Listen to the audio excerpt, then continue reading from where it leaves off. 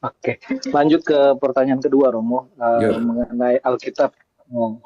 Apakah KWI atau mungkin Keuskupan Agung Jakarta bisa menentukan Alkitab Katolik bagi umat Katolik agar eh, umat Katolik tidak apa ya, tidak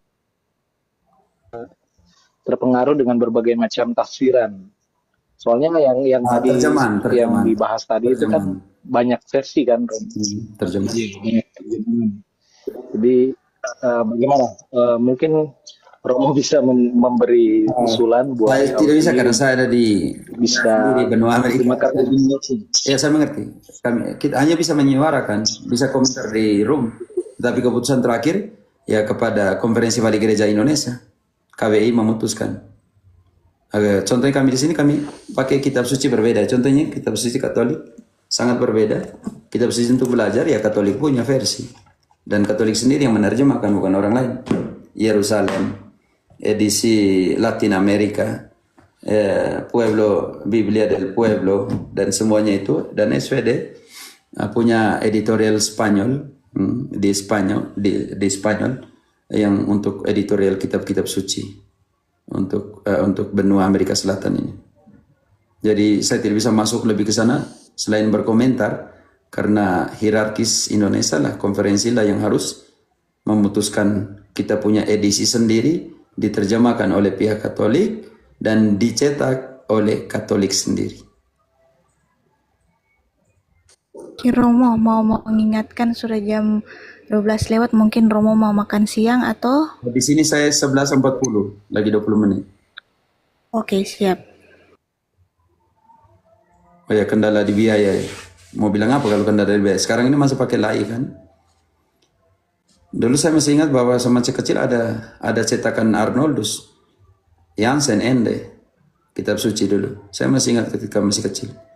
Termasuk saya punya saudara Pater Stanley yang ada di Rome yang lagi nonton juga. Seperti itu. Jadi hanya bisa anjurkan ya, sebatas anjurkan. Keputusan masih ada di hierarkis kita nih, agama hierarkis. Tidak ada satu agama tanpa hierarkis, selalu ada hierarkis.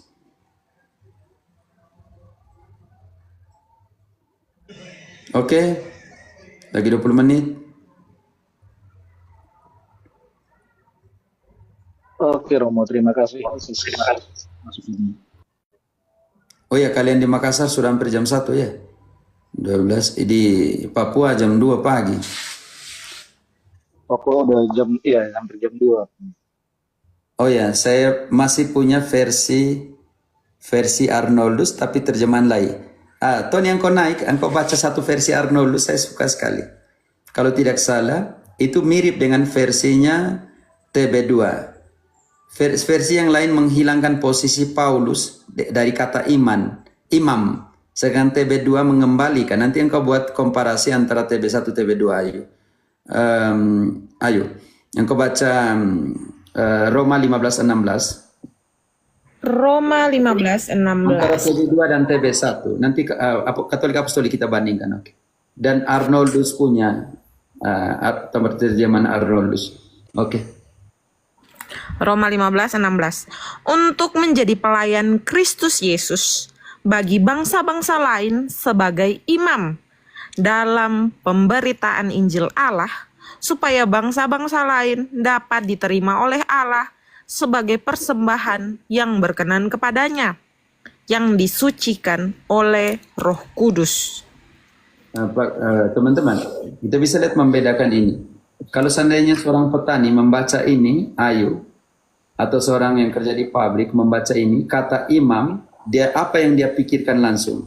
Paulus itu seorang imam. Tetapi di TB1 bagaimana diterjemahkan?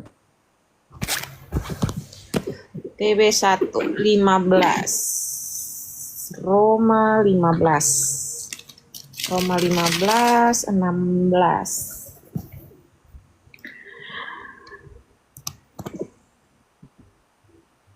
Yaitu bahwa aku boleh menjadi pelayan Kristus Yesus bagi bangsa-bangsa bukan Yahudi dalam pelayanan pemberitaan Injil Allah, supaya bangsa-bangsa bukan Yahudi dapat diterima oleh Allah sebagai persembahan yang berkenan kepadanya, yang disucikan oleh Roh Kudus. Kalau seorang ini petani membaca itu tanpa kata imam, dia akan apa yang dia pikirkan?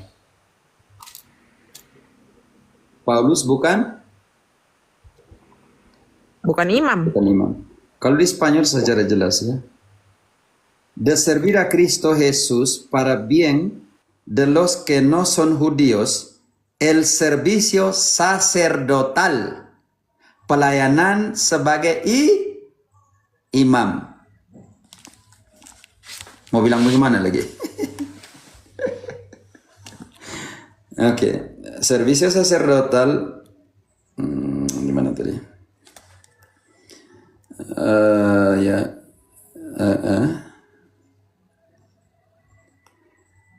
Dia bawa kepada Roma 11 ayat 13. Ayo.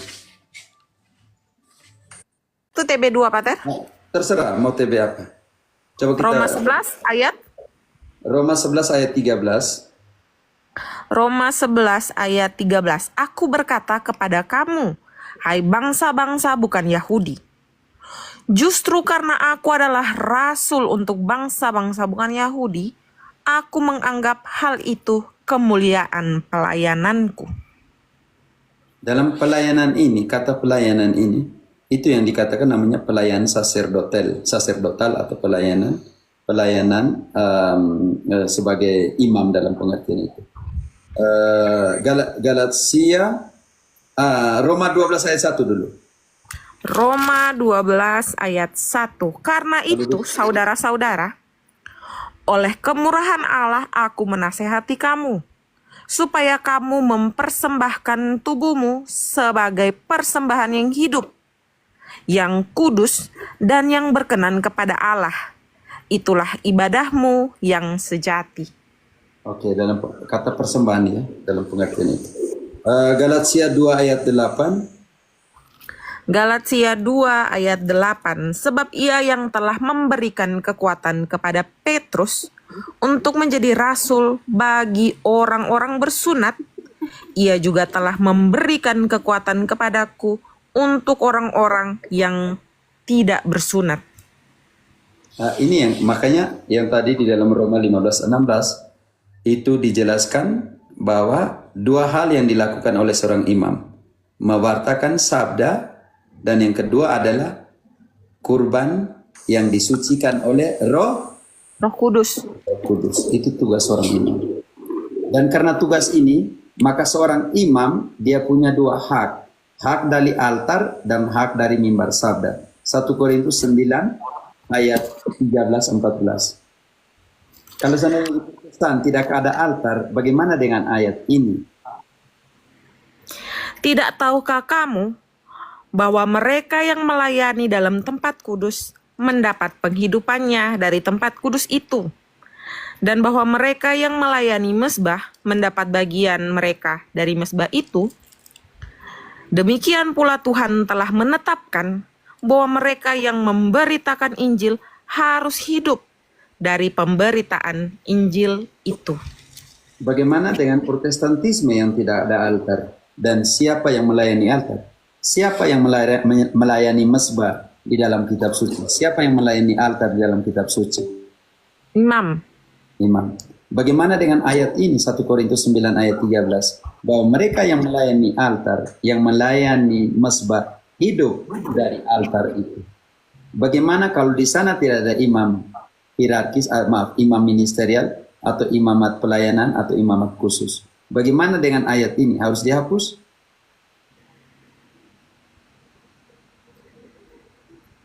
Harusnya dihapus. Tapi kalau dibaca dalam kacamata Protestan bagaimana nih, Pater? Tidak tahukah kamu bahwa mereka yang melayani dalam tempat kudus mendapat penghidupannya dari tempat kudus, dan bahwa mereka yang melayani mimbar mendapat bagian mereka dari mimbar itu? Berarti tidak bisa mengsinonimkan ayat 13 dan 14, karena 14 itu dari pewartaan, dari mimbar. Bisa mengerti? Ayo, aku coba baca 14. Mereka hapus ayat 13, tidak digunakan dan tidak akan pernah baca, makanya pakai 14. Sedangkan Paulus itu imam dan tugasnya adalah mesbah dan mimbar sabda. Tadi yang di dalam Roma 15:16 dia mengatakan yang mewartakan Injil, kabar gembira, dan juga yang mempersembahkan kurban pengudusan yang dikuduskan oleh Roh Kudus. Jadi bagaimana mereka membaca dua ayat ini? Namanya pembenaran setengah. Mereka pakai ayat 14-nya, ayo baca. Demikian pula Tuhan telah menetapkan bahwa mereka yang memberitakan Injil harus hidup dari pemberitaan Injil itu. Bagaimana dengan yang melayani mesbah altar, yaitu imam? Oke. Yang mempersembahkan kurban. Di mana? Kalau itu ayat ini untuk perjanjian lama tidak mungkin. Ini untuk Korintus kan? Betul, Pater. Makanya di Roma tadi dia katakan tugas seorang imam itu apa? Roma 15:16 dalam TB2 tadi. Sebagai seorang imam yang Roma 15:16. Kita kembali lagi. untuk menjadi pelayan Kristus Yesus bagi bangsa-bangsa lain sebagai imam dalam pemberitaan Injil tugas Allah. seorang imam itu dalam Pemberitaan Injil Allah. Oke, karena itu dia hidup dari 1 Korintus 9 ayat 14 yang melayani sabda, memberitakan Injil. Oke, lanjut.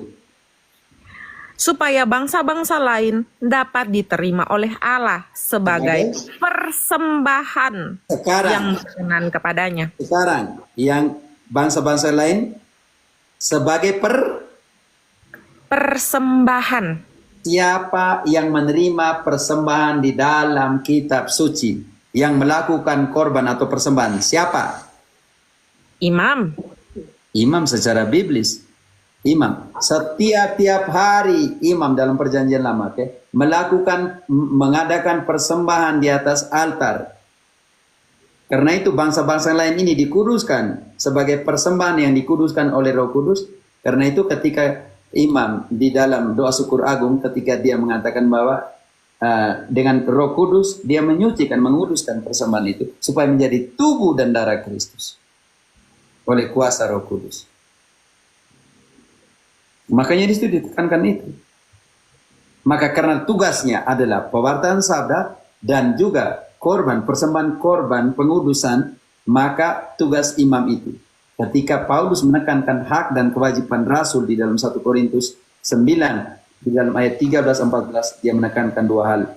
Altar dan mimbar sabda. Tugas imam itu. Altar dan mimbar sabda. Karena itu Katolik punya dua, mimbar sabda dan altar. Liturgi sabda dan liturgi ekaristi. Dua meja. Meja sabda dan meja ekaristi. Sangat biblis.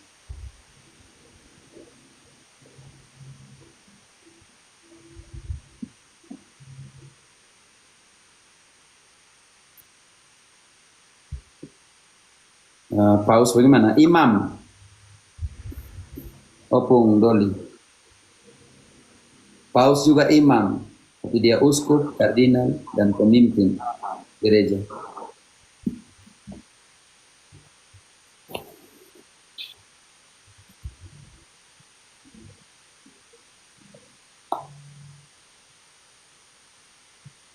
Oke.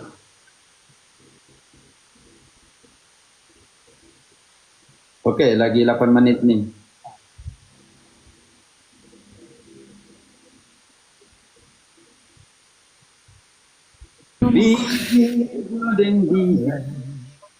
Romo, kalau boleh tanya pendapat Romo tentang Paus baru bagaimana Romo?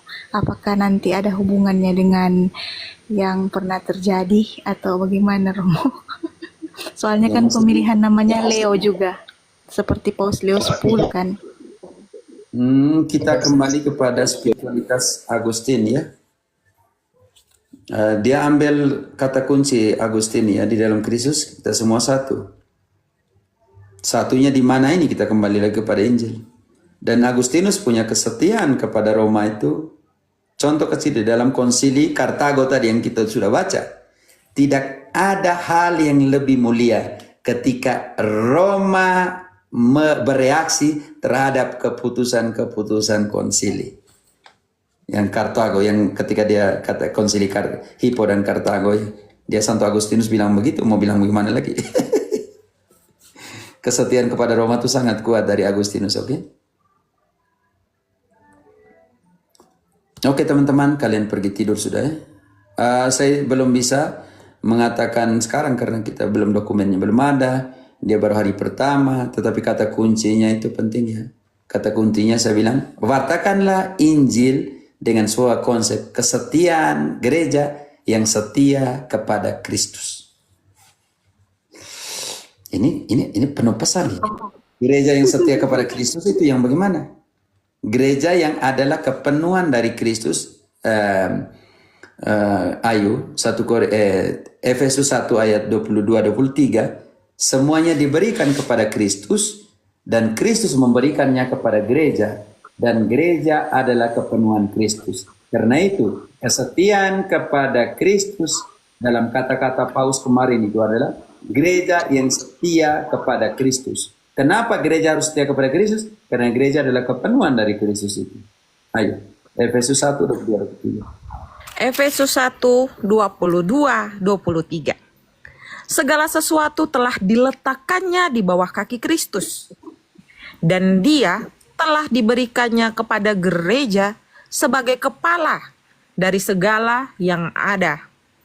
Gereja yang adalah tubuhnya, yaitu kepenuhan dia yang memenuhi semua dan segala sesuatu. Bayangkan kalau dia menekankan kesetiaan kepada Kristus, gereja yang setia kepada Kristus, gereja yang adalah kepenuhan Kristus di dalam segala sesuatu dan dalam segala hal. Gereja manakah ini? Ini pertanyaan saya.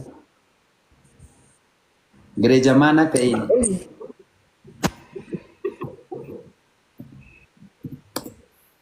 Gereja manakah ini? Dia punya itu Matius 16. unum. Ya, di dalam Kristus ya, referensi Kristus satu. Ini dia punya lemanya bagus ya teman-teman. Saya baca dia punya lema. Unum, somos uno, indica unidad cristiana comparten a través de Cristo. Semua orang Kristen hanya satu ya. Uno, referir a la unidad esencial, referir adalah kesatuan dari gereja. Ini penting ya, oke? Dia menekan kesatuan dari gereja dan semua orang Kristen berbagi a través indica unidad que los cristianos comparten a través de Cristo. Jadi keputusan kita yang kita ambil sebagai sebuah kesatuan dalam Kristus. Dan ingat, Efesus mengatakan bahwa gereja adalah kepenuhan dari Kristus. Pertanyaan kita, gereja yang mana? Bisa jadi dalam pengertian ini saya tidak mau lebih jauh menafsirkan dia punya moto, tapi saya mau katakan bahwa lema atau motonya dia in hilo uno unum. Artinya di dalam Kristus, referensinya di dalam Kristus kita semua satu gereja, tapi membagi Kristus yang sama dalam pengertian ini. Bisa juga kalau dia menekankan dialog atau dia menekankan kesatuan dalam satu gereja. Saya tidak bisa lanjut lebih jauh untuk memahami lema atau moto dari kepausannya, pontifisannya ya. Nanti mungkin dia sendiri yang menjelaskan supaya nanti kita bisa mengerti. Tetapi ada yang mengatakan kenapa dia memilih nama Pius. Dia katakan begini, dia memilih nama Pius. Teman-teman, sebentar, dia memilih nama Pius itu ada alasannya. Panjang. Romo. Maaf, dia memilih nama Leo itu karena apa? Saya ingat Pius lagi, ini bahaya sekali.